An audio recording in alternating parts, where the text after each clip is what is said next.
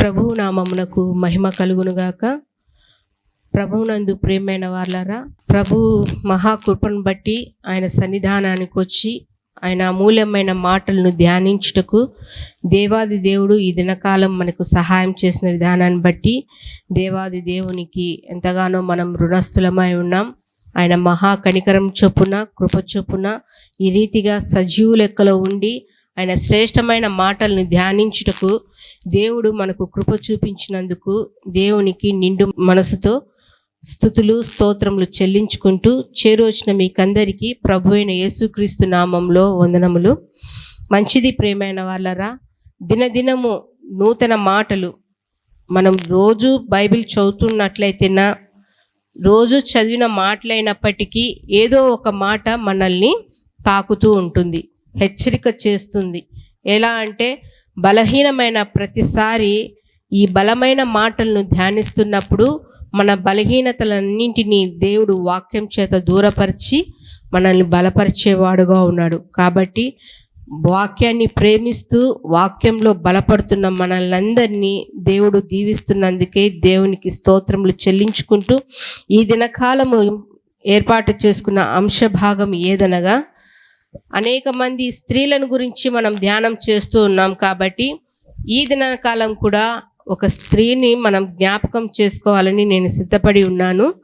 అంశభాగం ఏమనగా, దీవెనకరమైన పరిచర్య చేసిన స్త్రీ.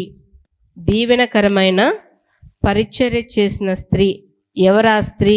ఏం పరిచర్య చేసింది అంటే, బైబిల్లో చాలామంది పేర్లు ఉన్నాయి, పేరు మాత్రమే ఉంటుంది, వాళ్ళు చేసిన పని కొంచెంగానే ఉంటుంది. కానీ మనం క్షుణ్ణంగా ప్రార్థనాపూర్వకంగా చదువుతున్నప్పుడు, దేవా సహాయం చేయనైనా, జ్ఞానం ఈ తండ్రి, వీరి గురించి జ్ఞానం చేయాలన్నప్పుడు దేవుడు అనేక మాటలు వారి గురించి మనకు బయలుపరిచేవాడుగా ఉన్నాడు.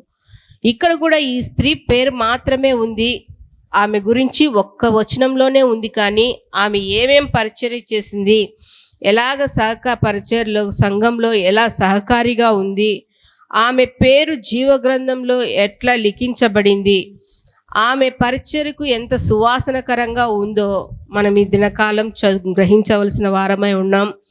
ఎందుకు స్త్రీలను గురించి ధ్యానం చేస్తున్నామంటే, వారి యొక్క ప్రార్థనా జీవితం అనేక సార్లు నేను తెలియజేస్తూనే వస్తున్నాను. ఒక వ్యక్తి గురించి మనం తెలుసుకోవాలంటే వాళ్ళలో చెడును కాదు కానీ మంచిని మనం గ్రహించవలసిన వారమై ఉన్నాం.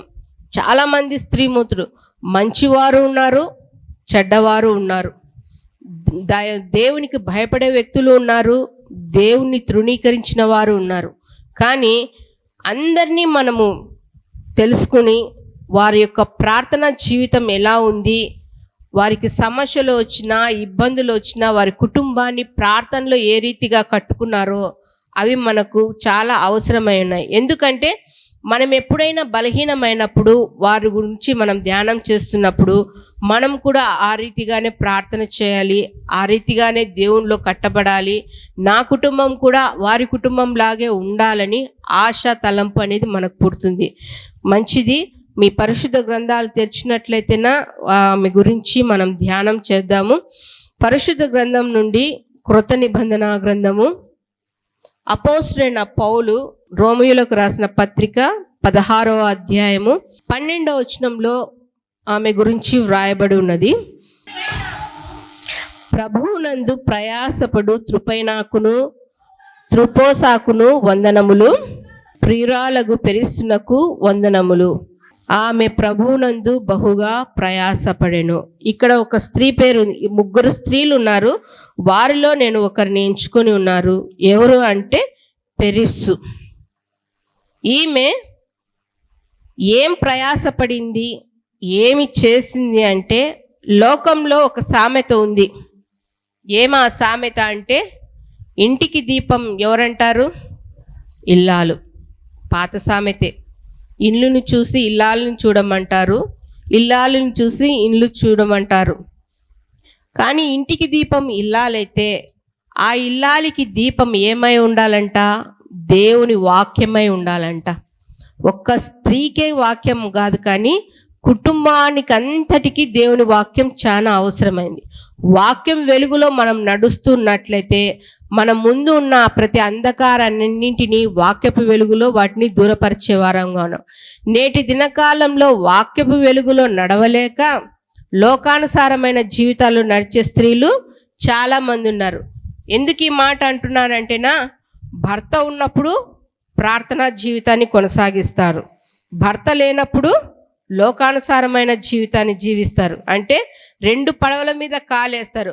భర్త ఇంట్లో ఉన్నప్పుడు అబ్బా నా భార్య సమయానికి ప్రార్థన చేసుకుంటుంది, మందిరానికి వెళ్ళి ప్రార్థన చేసుకుంటుంది, నా భార్య ప్రార్థనలో ఎదుగుతుంది అనే అభిప్రాయం తన భర్త కలిగించాలని చూస్తారు. అదే భర్త డ్యూటీకో పనికో ఎక్కడికో పోయినప్పుడు, భర్త ఉన్నప్పుడు ఏ సమయాన్ని నువ్వు కేటాయించుకున్నావో భర్త లేనప్పుడు కూడా ఆ సమయాన్ని కేటాయించుకోవాలి. మనుషులు ఉన్నప్పుడు ఒకలాగా, మనుషులు లేనప్పుడు ఒకలాగా ఉండకూడదు. నేటి కాలంలో అన్యులు అదే స్థితిలో ఉన్నారు, భక్తి జీవితం కొనసాగిస్తున్న విశ్వాసులు కూడా అదే జీవితాన్ని కొనసాగిస్తున్నారు. వాక్యపు వెలుగులో నడవలేదు.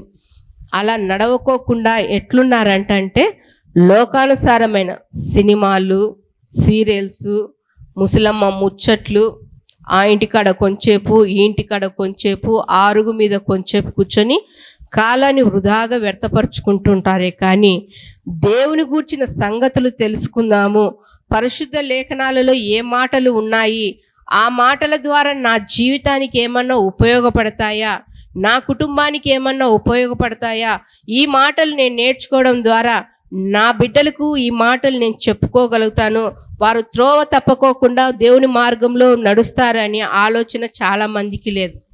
ఎందుకంటే లోకపరమైన ఆలోచనలోనే ఉన్నారు. విశ్వాసమైన పాత్ర ఏ స్త్రీలు సరిగా వహించలేదు. ఈ స్త్రీ గురించి ధ్యానం చేస్తున్నప్పుడు ఈమె ఒక అన్యురాలే అయినప్పటికీ పౌలు గారి యొక్క మాటలకు ఎంతగానో ఆకర్షితురాలైంది. ఈ 16వ అధ్యాయంలో మనం మొదటి నుంచి చివరి వరకు చూస్తే అనేక మంది స్త్రీలను గురించి పౌలు ప్రస్తావిస్తూ వారు చేసిన పరిచర్యనేమి, సంఘంలో వారు ఏ పాత్ర పోషించినారో వారి ప్రతి ఒక్కరికి వందనాలు చెప్పుకుంటూ వారి కుటుంబాన్ని ప్రోత్సాహకరంగా ఉన్నారు. చాలామంది అంటారు పౌలు గారు స్త్రీలకు వ్యతిరేకి, స్త్రీలను గౌరవించరని. ఎందుకంటే మనం తిమోతి రాసిన పత్రికలో చూస్తే స్త్రీలు మౌనంగా ఉండాలి, వాళ్ళు సంఘంలో మాట్లాడకూడదు అని అన్నారు కాబట్టి పౌలు గారు స్త్రీలకు వ్యతిరేకి కాదు. కానీ ఇక్కడ చూస్తే ఎంతోమంది స్త్రీలను పౌలు గారు ఘనపరిచినారు. మనము ఈరోజు పెరెస్సి గురించి ధ్యానం చేస్తున్నప్పుడు ఆమె యొక్క గుణగణాలు ఎట్లా పరిచర్లో సహకారిగా ఉంది, పౌలు గారు పరిచర్యకు ఏ పనులు అప్పగిస్తున్నాడో ఆ పనులన్నింటినీ ఎంత నమ్మకంగా ఆమె చేసింది. స్త్రీ అయినప్పటికీ పురుషునితో సమానంగా చేస్తూ వచ్చింది. ఆమె నుంచి కొన్ని పాఠాలు మనం నేర్చుకుందాము. ఒకవేళ ఆమె మాదిరిగా మనం కూడా ఉన్నట్లయితేనా మన పేర్లు కూడా జీవ గ్రంథంలో లిఖించబడతాయి. మొదటిగా ఈమె యొక్క సుగుణాలు ఏమంటేనా, ఈమె రోమా సంఘంలో చేర్చబడిన స్త్రీగా ఉంది. రోమా సంఘంలో అంటే మొదటిగా ఏమంటేనా సంఘంలో చేర్చబడిన స్త్రీ. సంఘంలో చేర్చబడిన స్త్రీ అంటే అంతకు ముందు అంతా ఆమె అన్యులో ఉంది, అన్యులతో సహవాసం చేస్తుంది. అంటే దేవుని సన్నిధానానికి రాలేక, దేవుని ప్రేమించలేక, దేవునితో సహవాసం లేక లోకానుసారమైన జీవితాన్ని జీవిస్తూ పాపంలోనే ఉంటున్న ఈ స్త్రీ ఒకానొక దినాన దేవుని యొక్క మాటలు పౌలు ద్వారా దర్శించబడి ఆమె మనసును మార్చుకొని నూతన స్వభావంలోనికి వచ్చి ఆమె సంఘంలో కట్టబడింది. నీవైనా నేనైనా ఒకప్పుడు పాపిగానే ఉన్నాం, పాపులుగానే ఉన్నాం. పాప జీవితంలో జీవిస్తున్న మనల్ని దేవుని యొక్క కృపాతిశయం చేత, ఆయన ప్రేమ చేత, ఆయన నీ కోసం నా కోసం చిందించిన రక్తాన్ని బట్టి నా కోసము నేను చేసిన పాపముల నిమిత్తమై ఆయన బలి అయినాడు అని గ్రహించి మన పాపములన్నింటిని ఒప్పుకొని పశ్చాత్తాపపడి నీటి ద్వారా రక్షించబడి ఆయన సంఘంలో చేర్చబడి ఉన్నాం. చేర్చబడిన నాటి నుండి మన విశ్వాసాన్ని అయితేనేమి, మన ప్రార్థనా జీవితాన్ని అయితేనేమి నమ్మకంగా దేవునిలో ఎలాగా కట్టుకుంటున్నామో అదే రీతిగా ఈ పెరెస్ కూడా అన్య జాతిలో నుంచి పక్కకు వచ్చి దేవుని సన్నిధానాన్ని, దేవుని యొక్క సహవాసాన్ని కోరుకొని ఆమె సంఘంలో కట్టబడింది. కట్టబడిన నాటి నుండి, సంఘంలో కొత్తగా చేరబడిన నాటి నుండి ఆమె పరిచర్య చాలా ఘనంగా ఉందండి. పరిచర్య చేయడం గొప్ప భాగ్యంగా ఎంచుకొని సంఘాన్ని అంటుకట్టబడి ఉంది. రోమా సంఘము ఎలాంటిదంటేనా చాలా క్లిష్టమైన సంఘం ఆ రోమా ప్రాంతం. ఎందుకంటే రోమియులు, ఆ రోమా చక్రవర్తులు యేసు ప్రభులు వారిని సిలువ వేసినారు, శ్రమల పాలు చేసినారు. అంత భయంకరమైన వారి మధ్య ఈమె సంఘంలో కట్టబడి పరిచర్య చేస్తూ వచ్చింది. రెండవదిగా మనం చూసినట్లయితే మొదటిగా సంఘంలో చేర్చబడినదైతేనా, రెండవదిగా ఈమె ప్రియురాలుగా ఉంది. ఎట్లుందంట ఆ కింది వచనంలోనే మనం చదివినాము. ఏముంది? ప్రియురాలుగు పెరెస్సునకు వందనములు. ప్రియురాలు అంటే వేరే అర్థంలోనికి మనం వెళ్ళకూడదు. లోకంలో చూసినట్లయితేనా నేటి యవన కాలంలో ఉన్న బిడ్డలు యవన ప్రాయంలోనికి వచ్చేలాగా ఎవరో ఒకరు తోడు కావాలని వెతుకులాడుతూ ఉంటారు. అన్యదగా భావించకండి, లోకంలో జరుగుతున్నదే ఇది. 10th క్లాస్కి వచ్చేలోగా వానికి మీసం కట్టు కూడా వచ్చిండదు, వానికి సహవాసం కావాలా, ఎవరో ఒక ఫ్రెండ్ కావాలా, గర్ల్ ఫ్రెండ్ కావాలా. అమ్మాయిలు అలాగే తయారైనారు. కాలేజ్ పోయేలోగా నా తల్లిదండ్రులు కష్టపడుతున్నారు కదా, ఆ కష్టానికి తగిన ప్రతిఫలం నా తల్లిదండ్రులకు నేను ఇవ్వాలి అంటే చక్కగా చదువుకొని మంచి మార్కులతో నేను పాస్ అయ్యి దేవుడు ఇచ్చిన కాటికి ఏదో ఒక ఉద్యోగంలో నేను స్థిరపడి నా తల్లిదండ్రుల యొక్క రుణాన్ని నేను తీర్చుకోవాలని యవన ప్రాయంలో ఉన్న బిడ్డలు ఆలోచించడం లేదు. కాలేజీకి వెళ్తానే ఒక తోడు కోసం వెతుకులాడతారు. ఉద్యోగాలకు వెళ్తున్నవారు పక్కన వాళ్ళ కోసం వెంపర్లాడుతుంటారు. ఇది లోకపరమైన ప్రియమైనది. అయితే దేవుడు అంటున్నాడు ఈమె ప్రియురాలగు. ఏమా ప్రియురాలుగా అంటే మనం చూసినట్లయితేనా అపోస్తుల కార్యములు 13వ అధ్యాయము 22వ వచనంలో ఈ రీతిగా ఉంది. తరువాత అతనిని తొలగించి దావీదును వారికి రాజుగా ఏర్పరచెను.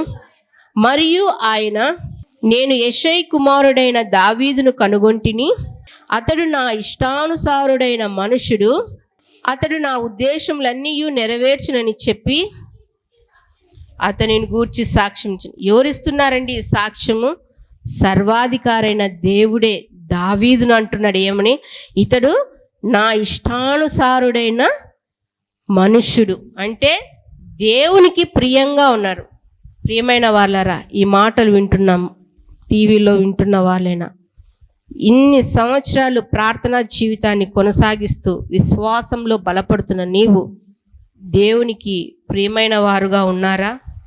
దావీదు విషయంలో ఒక్క తప్పిదమే జరిగింది, అది దేవుడే అంటున్నాడు. బత్షెబా విషయంలో తప్పు జరిగింది, కానీ ఏ విషయంలో దావీదు ఎడల ఎలాంటి పాపం జరగలేదు. దావీదు నా హృదయానుసారుడు, ఇష్టానుసారుడు. దావీదుకు చెప్పుకోకుండా నేను ఏ పనులు చేయలేను అని దేవాది దేవుడే సాక్ష్యం ఇస్తున్నాడు. మన గురించి సర్వాధికారి కాదు, కానీ మన కుటుంబంలో ఉన్న బిడ్డలు మన గురించి సాక్ష్యం చెప్తున్నారా? మా బిడ్డలు కాకపోనీలేని కట్టుకున్న భర్త, ఈ కుటుంబ యజమానుడు, నా భార్య రక్షించబడిన నాటి నుండి ఆమె మాటలో కానీ, చూపులో కానీ, ప్రవర్తనలో కానీ, నడవడికలో కానీ, మాట తీరులో కానీ, తను కూర్చునే విధానం, లేచే విధానం, సమస్త విషయాలలో దేవునికి మాదిరికరంగా ఉంది, దేవునికి ఇష్టకరంగా జీవిస్తుందని మన గురించి మన ఇంట్లో వాళ్ళు సాక్ష్యం ఇస్తున్నారా? అలాగే ఇస్తున్నట్లయితే మనం ధన్యులమండి. అదే అంటున్నారు పౌలు గారు ఎఫెసీయులకు రాసిన పత్రిక 5వ అధ్యాయము 1వ వచనంలో, మనము ప్రియులుగా ఉండాలంటే ఏం చేయాలి అంటే, ఎలా ఉండాలి అంటే, ఎఫెసీయులకు రాసిన పత్రిక 5వ అధ్యాయము 1వ వచనంలో ఈ రీతిగా పౌలు గారు తెలియజేస్తున్నాడు. కావున మీరు ప్రియులైన పిల్లల వలె దేవుని పోలి నడుచుకోవాలి. మనము దేవునికి ప్రియంగా ఉన్నాము అంటే దేవుని పోలి నడుచుకోవాలి. దేవుని పోలి నడుచుకోవాలి అంటే ప్రేమ కలిగి ఉండాలి. దేవాది దేవుని అంతగా హింసిస్తున్నప్పటికీ, అంతగా దూషకరమైన మాటలు మాట్లాడుతున్నప్పటికీ వారి యందు దేవుడు ద్వేషం ఉంచుకున్నాడా? ద్వేషం ఉంచుకోలేదండి. తను శిక్షిస్తున్న వారిని బట్టి, హింసిస్తున్న వారిని బట్టి దేవుడు వారిని క్షమించమని వారి ఎడల ప్రేమ చూపుతూ ఉన్నాడు. మనం కూడా ప్రియులుగా ఉండాలి అంటే ఈ పెరెస్సు దేవుని సంఘానికి అక్కడ చేస్తున్న పరిచర్యకు ప్రియుముగా ఉంది అంటే ఆమె దేవుని పోలి నడుచుకునింది. దేవుణ్ణి ఏమంటున్నారు? మీరు ప్రియులైన పిల్లల వలె దేవుని పోలిక పోలి నడుచుకుని దేవుని మాదిరిగా ఉండి నడుచుకోవాలంట. అలాగే మనం చూసినట్లయితే ఫిలిప్పీయులకు రాసిన పత్రిక 2వ అధ్యాయము 5వ వచనంలో, 2వ అధ్యాయము 5వ వచనం, క్రీస్తు యేసునకు కలిగిన ఈ మనస్సు మీరును కలిగి ఉండండి. ఏం మనస్సు? దేవుని యొక్క మనస్సు, క్షమించే హృదయం. ఎంత ఘోర పాపులనైనా కానీ దేవుడు క్షమిస్తాను. క్షమాపణ ఉందా మన దగ్గర? లేదండి. ఏ ఒక్కరి పట్ల సమాధానం లేదు, ఇతరుల పట్ల క్షమించే హృదయం లేదు.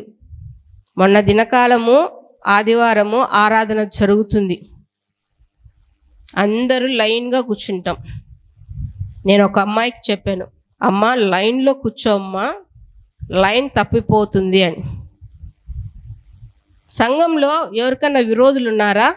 మనమంతా ఏక కుటుంబమే కదా, క్రీస్తు రక్తంలో కడగబడిన వారమే కదా.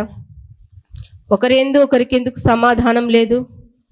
ఇంకొక అమ్మాయి వచ్చి పక్కన కూర్చుండేలాగా ఈ అమ్మాయికి ఏమో ఆ అమ్మాయి దగ్గర పిడిబాకున్నట్లు, కత్తి ఉన్నట్లు ఏకదమ్మని వచ్చి వెనకలు కూర్చునింది. నా బాధ ఏమి? లైన్ సరిత లేకపోతే ఇంటికి పోయినాక పాస్టర్ అయ్యే తిడతాడు, వెనకలు కూర్చున్నావే, క్రమం అనేది ఉందా లేదా అని చూసుకుంటావా లేదా అని. ఎప్పుడు ఏదో ఒక సందర్భంలో నన్ను అడుస్తూనే ఉంటాడు. అమ్మా లైన్లో కూర్చోమ్మా, లైన్లో కూర్చోమ్మా అంటే వెనక్కి వచ్చి కూర్చుంటు. ఏం సమాధానం ఉంది?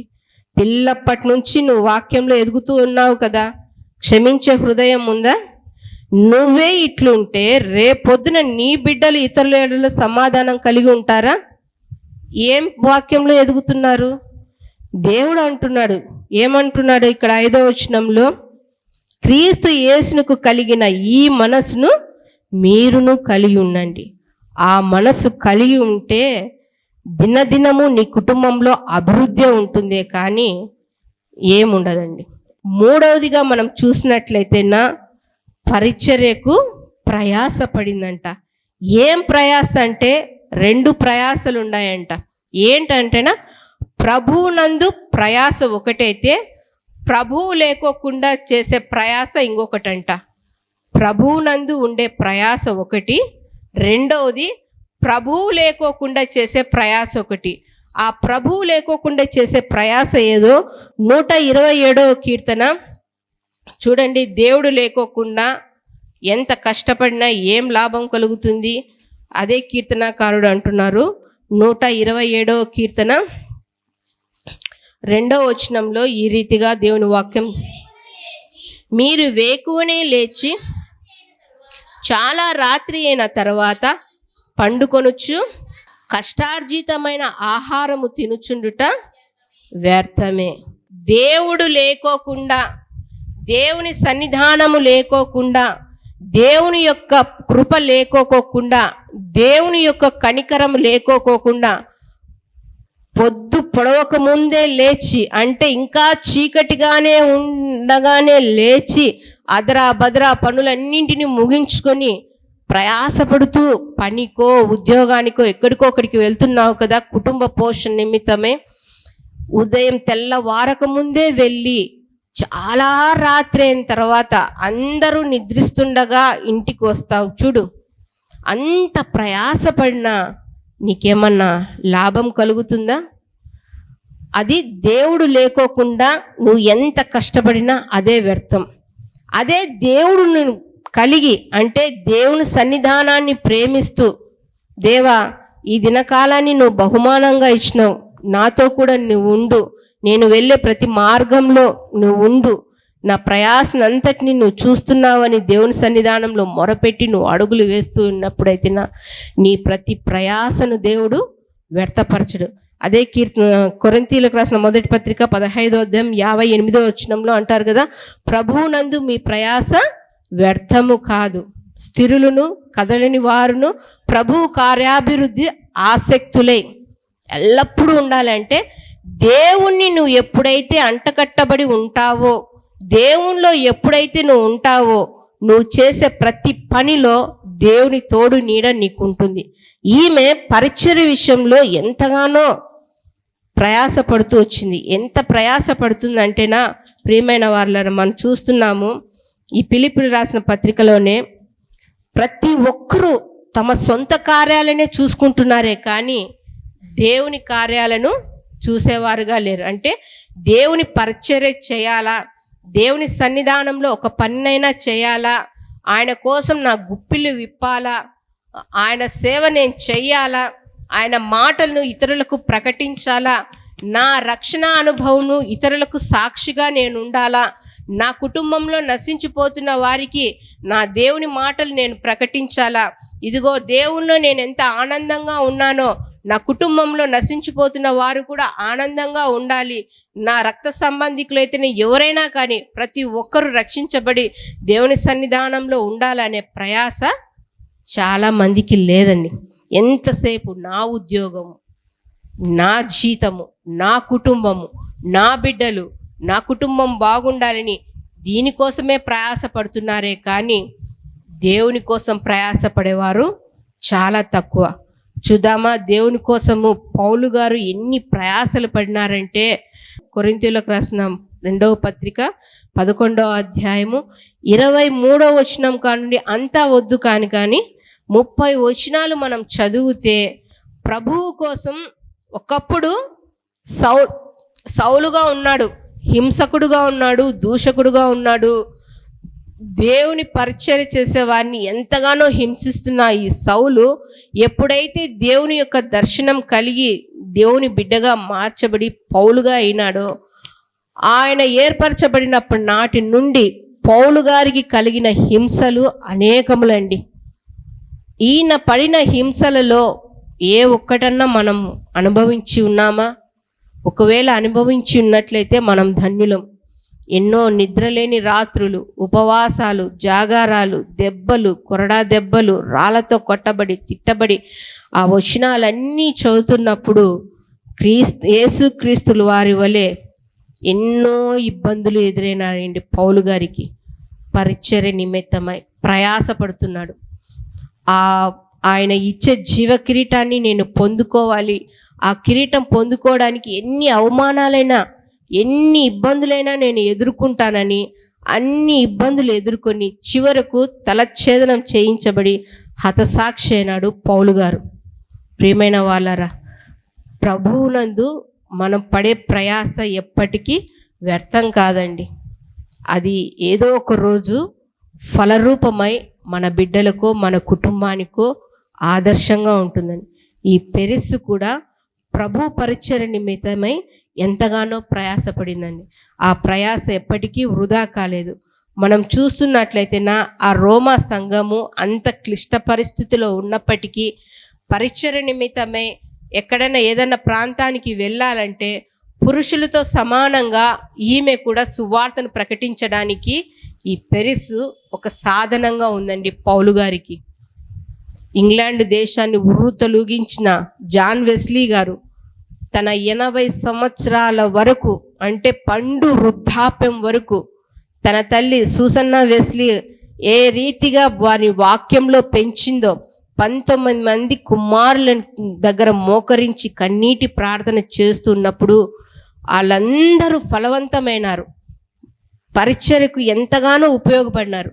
జాన్ వెస్లీ గారైతే గుర్రం ఎక్కి అక్కడ ఆయన వెళ్తున్న ప్రతి మార్గంలో ఒక్కరికైనా సువార్త ప్రకటిస్తూ వచ్చేవారంట. అంతగా ప్రయాసపడుతూ దేవా నా దేశాన్ని రక్షించడానికి సహాయం చేయనని కన్నీటితో ప్రార్థన చేస్తూ వచ్చినాడంట. అలా ప్రార్థిస్తున్నప్పుడు ఒక జ్వాల వెలిగిందండి.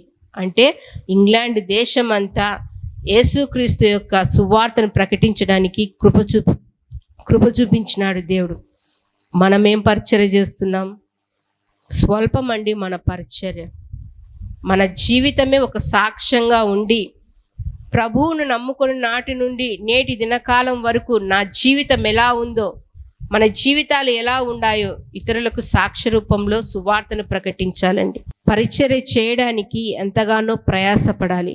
ఒకవేళ ప్రయాసపడలేని స్థితిలో ఉన్నప్పుడు ప్రయాసపడుతున్న వారికి నువ్వు చేయూతగా ఉండాలి. అంత మాత్రమే కాకుండా నువ్వు ఒక ప్రత్యేకమైన వ్యక్తిగా ఉన్నట్లయితేనా జీవగ్రంథంలో నా పేరు దేవుడు లిఖించబడతాడు.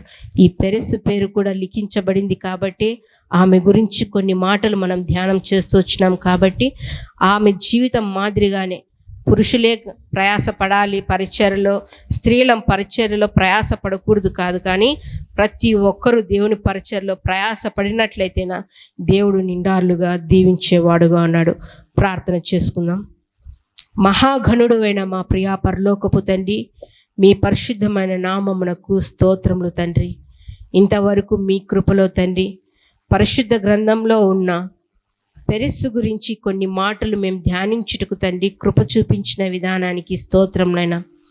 అవును తండ్రి, రోమా పట్టణము ఎంతో భయంకరమైన పట్టణంలో ఉండగా ఆ పట్టణంలో తండ్రి ఈమె రక్షించబడి సంఘంలో చేర్చబడినాను కదా, ఇంకా నాకు సంఘానికి అంత అవసరం లేదు, ప్రతి ఆదివారం పోయి వస్తే చాలే అనుకోకుండా ప్రతి పరిచర్యలో తండ్రి పురుషులతో సమానంగా తండ్రి ఈమె పౌలు గారు ఎక్కడైతే పరిచర్య పెట్టాలా, అక్కడ సువార్త ప్రకటించాలా, పౌలు గారు ఎంత ప్రయాసపడుతున్నారో ఆ పౌలు యొక్క ప్రయాసలో కూడా ఈమె కూడా తోడుగా ఉండి తండ్రి మీ నామాన్ని ఘనపరిచే బిడ్డగా ఉంది తండ్రి.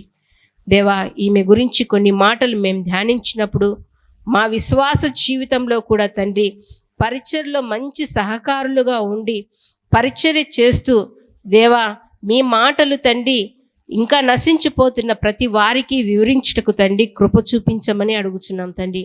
ప్రభువునందు మీ ప్రయాస వ్యర్థము కాదు అని మీరు సెలవిచ్చిన రీతిగా తండ్రి మీలో మేము ప్రయాస పడుతున్నప్పుడు తండ్రి ఇంకా నూరంతల ప్రతిఫలాన్ని తండ్రి మీరు అనుగ్రహించే గొప్ప దేవుడే ఉన్నందుకే స్తోత్రములు ప్రభా. మీ మాటలు వింటున్న ప్రతి బిడ్డలను తండ్రి మీ కృపలో జ్ఞాపకం చేసుకొని నైనా ఏ ఒక్కరు విని విడిచిపెట్టక తండ్రి వారి హృదయంలో పదిలపరుచుకొని మీ వాక్యానుసారంగా జీవించే మనసును బ్రతుకును తండ్రి మీ బిడ్డలకు అనుగ్రహించండి నైనా. సాతాను వచ్చి తండ్రి వారి హృదయంలో పదిలపరుచుకున్న వాక్యాలను దోచుకొని వెళ్ళక తండ్రి సాతాను యొక్క ప్రతి క్రియలన్నింటినీ లయపరిచి ప్రతి బిడ్డలు వాక్యంలో ఎదుగుటకు తండ్రి కృప చూపించమని అడుగుచున్నాం నాయన. బలహీనులను బలపరచండి, కుంగిన వారిని లేవనెత్తండి, ధైర్యం చెరిన వారిని ధైర్యపరచండి నైనా సమస్యల చేత ఇబ్బందుల చేత వ్యాధి బాధల చేత నలుగుతున్న వారిని మీరు ఆదరించండి నైనా. ఇంతవరకు తండ్రి రక్షణ వస్త్రములు లేక నశించిపోతున్న వారిని బట్టి నైనా మీ సన్నిధానంలో జ్ఞాపకం చేసుకుంటున్నాం నైనా. తండ్రి మీ మాటలు వినే సమయం ఇదే తండ్రి. ప్రతి ఒక్కరూ మీ మాటలకు ఆకర్షితులే. ఇదే అనుకూలమైన సమయం, రక్షణ దినం అని గ్రహించి ప్రతి ఒక్కరూ రక్షించబడి మీ పాద సన్నిధిలో స్థిరపడుటకు బలపడుటకు తండ్రి కృప చూపించమని అడుగుచున్నాం నాయన.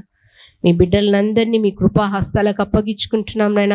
ప్రతి కుటుంబాన్ని పేరు పేరున మీ కృపలో జ్ఞాపకం చేసుకొని నిండాలుగా ఆశీర్వదించమని అడుగుతూ ఈ మనవులన్నీ తండ్రి మీ నామానికి సమర్పించుకుంటూ నజరేయుడైన యేసుక్రీస్తు నామంలో ప్రార్థించి వేడుకొనుచున్నాము తండ్రి, ఆమేన్. మా చిరునామా దైవజనుడు బ్రదర్ ఓ రూబేన్ గారు, క్రీస్తు ప్రార్థనా మందిరం, డోర్ నెంబర్ 1-10-386, నగరిగుట్ట, పులివెందుల, కడప జిల్లా. మీ ప్రార్థన అవసరాల కొరకై సెల్ నంబర్ 9989067409.